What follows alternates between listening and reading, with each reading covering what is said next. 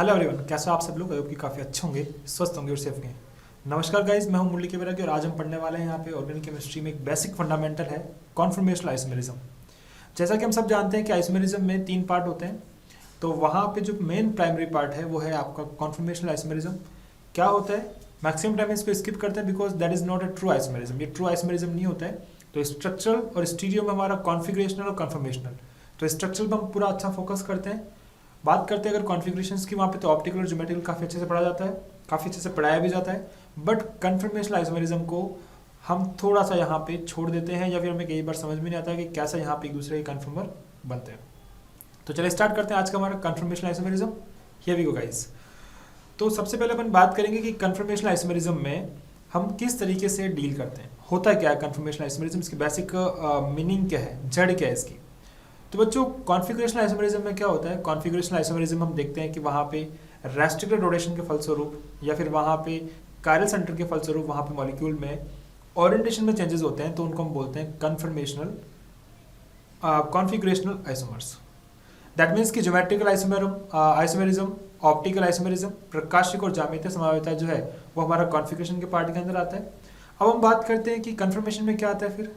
तो कन्फर्मेशन में क्या आता है उसको मैं आपको इस तरीके से बताना चाहूँगा। आप लोगों ने देखा होगा कि कई बार हमारे सामने यहाँ पे सिचुएशन कुछ इस तरीके से आती है। मान लीजिए कि हमारे पास एक मॉलिक्यूल है यहाँ पे साइक्लोहेक्सेन। तो हम क्या करते हैं कि कई बार साइक्लोहेक्सेन के डिफरेंट डिफरेंट स्ट्रक्चर्स देखते हैं क्वेश्चंस में। कभी साइक्लोहेक्सेन की ये वाली स्ट्रक्चर क्वेश्चन में बनी होती है और कभी अगर हम देखते हैं तो ये वाली स्ट्रक्चर बनी होती है कुछ इस तरीके से, राइट। आप देखते हो कि सर ये वाली कौन सी स्ट्रक्चर है।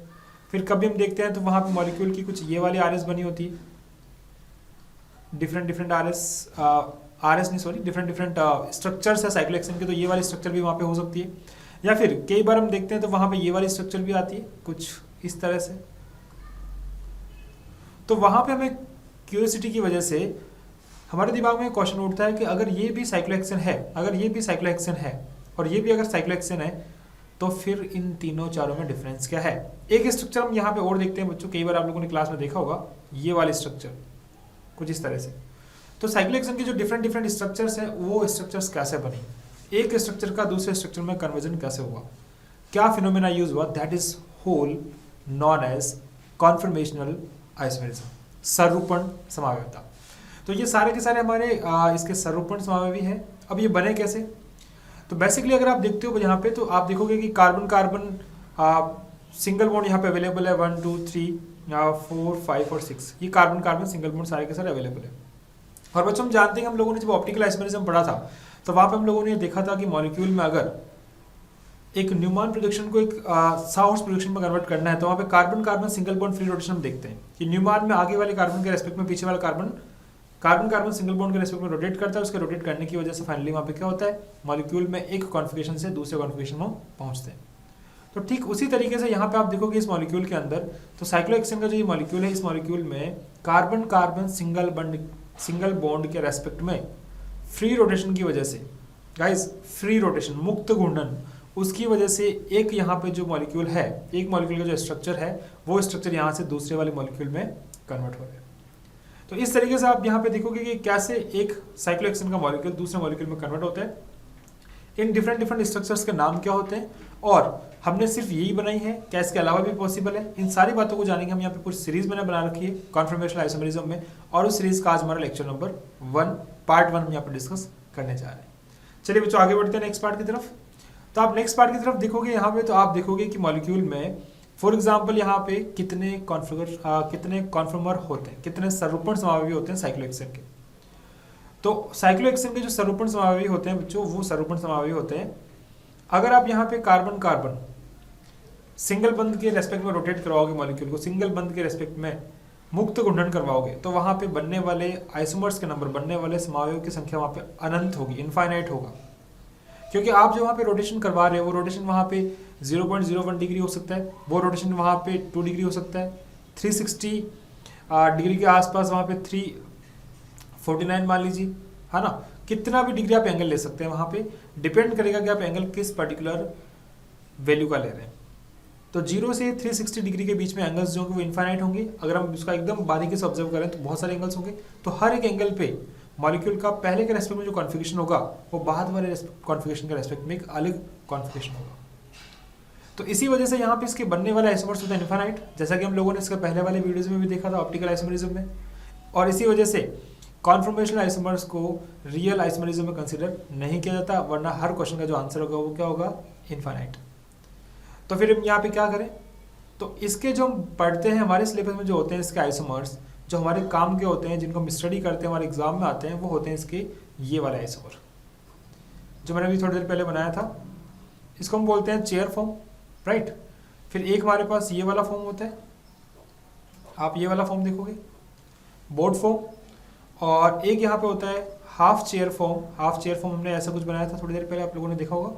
और एक होता है बच्चों आपका ट्विस्टेड बोर्ड फॉर्म। तो इस तरीके से इसके जो कन्फर्मर्स होते हैं जो हमारे सिलेबस में हैं, जो हमें पढ़ने होते हैं, वो है chair form, board form, twisted board form और हाफ चेयर फॉर्म साइक्लोहेक्सेन के। उसके अलावा हमारे जी एडवांस के सिलेबस में और जेईई मेंस और नीट के सिलेबस में जो आइसोमर्स आते हैं, कन्फर्मेशनल आइसोमर्स, हम वहाँ पे इथेन और प्रोपेन की कन्फर्मेशनल आइसोमर्स भी वहाँ पे पूछे जाते हैं। तो कैसे हम यहाँ पे एक आइसोमर को दूसरे आइसोमर में कन्वर्ट करते हैं, किस तरीके से हम आगे बढ़ते हैं, इनके बारे में हम यहाँ पे स्टार्ट करते हैं डिस्कशन। आपको हल्का सा ओवरव्यू देखना था पहले कि होता क्या है। आप इनके एक बार नाम नोट कर लीजिए फटाफट। ये हमारा चेयर फॉर्म है, राइट।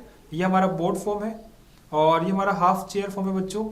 और आप ये देखोगे तो ये हो गया आपका ट्विस्टेड बोर्ड फॉर्म, ठीक है। ये सारे के सारे नाम आप लोगों के काफ़ी ज़्यादा इंपॉर्टेंट है, थोड़ी देर बाद आप लोगों के काम आने वाले हैं। तो आई होप कि आप लोगों ने सारे नाम नोट किए होंगे। अब हम बात करते हैं इसके आगे वाले पार्ट पे कि इसके आगे जो है मॉलिक्यूल में किस तरीके से कॉन्फर्मेशनल आइसोमरिज्म होती है। चलिए स्टार्ट करते हैं। एक छोटा सा एग्जांपल आप लोगों के सामने मैं यहाँ पे लेता हूँ। गाइस मान लीजिए हमारे पास यहाँ पे एक मॉलिक्यूल है इथेन, जो कि हमारे सिलेबस में है, तो हम इथेन ही ले लेते हैं यहाँ पे, राइट। सबसे छोटा मॉलिक्यूल ले लेते हैं जहाँ पे कार्बन कार्बन सिंगल बॉन्ड हो और उसके रेस्पेक्ट में मॉलिक्यूल फ्री रोटेट करें।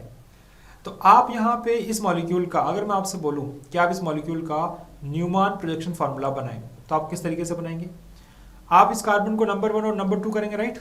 यहाँ पे नंबर 1 और नंबर 2 आपने कार्बन को दिया।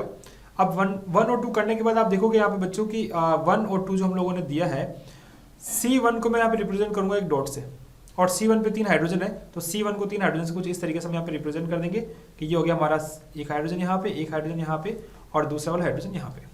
तो ये हमारा 3 हाइड्रोजन लोगों ने यहाँ पे बना दिए, ये वाला H के C के 3 H। इसके पीछे वाला कार्बन जो होगा C2 होगा, तो पीछे वाले कार्बन को हम ऐसे रिप्रेजेंट करते हैं न्यूमैन में, राइट। और मान लीजिए आपने इस H को यहाँ दिखा दिया, इस H को आप लोगों ने यहाँ दिखा दिया और इस H को आप लोगों ने यहाँ दिखा दिया। तो ये आपका बन गया इथेन का न्यूमैन प्रोजेक्शन फार्मूला। अब हम क्या बोलते हैं, हमेशा हम बोलते हैं कि ये वाला जो कार्बन है, इस कार्बन के रेस्पेक्ट में, जी हाँ बच्चों, इस कार्बन के रेस्पेक्ट में इस कार्बन को क्या करना है, रोटेट करना है। तो 1 के रेस्पेक्ट में अगर आप 2 को रोटेट करते हो तो आप देखोगे कि यहाँ पे अभी जो एंगल है बच्चों, यहाँ पे ये एंगल कितना है, 60 डिग्री होगा। अगर आप इसको रोटेट करोगे तो ये एंगल हो सकता है 120 हो सकता है 0 डिग्री हो सकता है, ये 240 हो। तो आप डिफरेंट रोटेशन करोगे, तो डिफरेंट रोटेशन से आपके पास जो आइसोमर्स आएंगे, उसमें कुछ आइसोमर्स ऐसे होंगे, ये आगे वाले कार्बन के 3 H हो गया, राइट। और ये पीछे वाले कार्बन का भी ठीक एकदम इसके पीछे आपने बना दिया इस तरीके से। अब मैं ठीक पीछे बनाऊंगा तो आपको दिखेगा नहीं, तो मैंने इसके लिए थोड़ा सा इसके पास बनाया। तो ये एक इसका कन्फर्मर हो गया। आप देख सकते हो कि दोनों डिफरेंट ओरिएंटेशन में, दोनों का डिफरेंट यहाँ पे एक तरह से कॉन्फर्मर है। कार्बन कार्बन सिंगल बॉन्ड के रेस्पेक्ट में यहाँ पे रोटेशन हो रहा है, फ्री रोटेशन। फिर आप देखोगे कि इस मॉलिक्यूल को आप वहाँ पे 120 घुमाओगे, तो 120 यहाँ पे H और यहाँ पे H है, तो घुमाने के बाद अपने को लगेगा सेम है। तो गाइज बस मुझे इस वीडियो में आपको हल्का से बताना था कि आप लोग कैसे समझ पाते हैं कि कन्फर्मर आइसोमर्स क्या होते हैं, सरूपण समावयवी क्या होते हैं। सरूपण समावयविता के लिए हमारा एक ही फंडा है, कार्बन कार्बन सिंगल बॉन्ड, उसके रेस्पेक्ट में free rotation. Carbon carbon single bond के रेस्पेक्ट में आपको क्या करना है, फ्री रोटेशन करवाना है। जितना आप फ्री रोटेशन के लिए एंगल लेंगे वहाँ पे, उसी के रेस्पेक्ट में वो उसका एक नया कन्फर्मर बनेगा। अगर इसके नंबर्स की बात करें तो इसके नंबर्स इनफाइनाइट होंगे।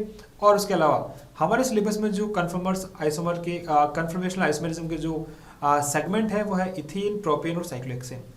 आई होप कि गाइज आपको ये कन्फर्मेशनल आइसोमरिज्म का इंट्रोडक्शन काफ़ी अच्छे से पसंद आया होगा। आई होप कि आपने काफ़ी अच्छे से इसको देखा होगा। मिलते हैं नेक्स्ट हमारे पार्ट 1 सीरीज के नेक्स्ट लेक्चर में, जहाँ पे हम बात करेंगे, स्पेसिफिकली टारगेट करेंगे कि इथेन और प्रोपेन के कन्फर्मेशनल आइसोमर्स कैसे बनते हैं, और साथ ही साथ साइक्लोहेक्सेन की chair form, board form, twisted board form और हाफ चेयर कैसे बनाते हैं। पढ़ते रहिए, मुस्कुराते रहिएगा। मिलते हैं नेक्स्ट वीडियो में, तब तक के लिए बाय बाय, टेक केयर।